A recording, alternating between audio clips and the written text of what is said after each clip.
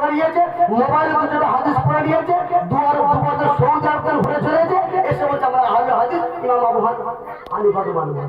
এইভাবে গুমরাহ করে সমাজ শেষ হয়ে যাচ্ছে। আমার বড় আজকে এইটাই, কোরআন বুঝতে হবে কার থেকে? রাসূলুল্লাহর কাছ থেকে। আর রাসূলুল্লাহর সুন্নাতকে বুঝতে হবে কার কাছ থেকে? সাহাবায়ে কেরামদের কাছ থেকে। কার কাছ থেকে? সাহাবায়ে কেরামদের কাছ থেকে। আর সাহাবায়ে কেরামদের তাওরাত তরিক তাবেঈনরা এইভাবে নিয়ে আসছে।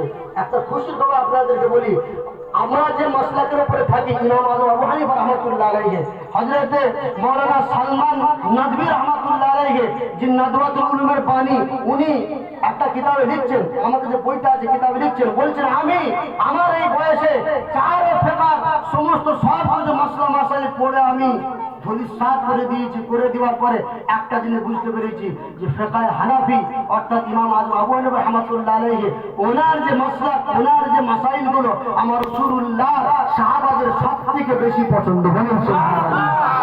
কোনো ঘাবড়ানোর কোনো কারণ নেই, তোমরা আবার কোনো জায়গা নেই। কথা বুঝে আসছে না? আর ইমাম আবু হানিফা রাহমাতুল্লাহ আলাইহি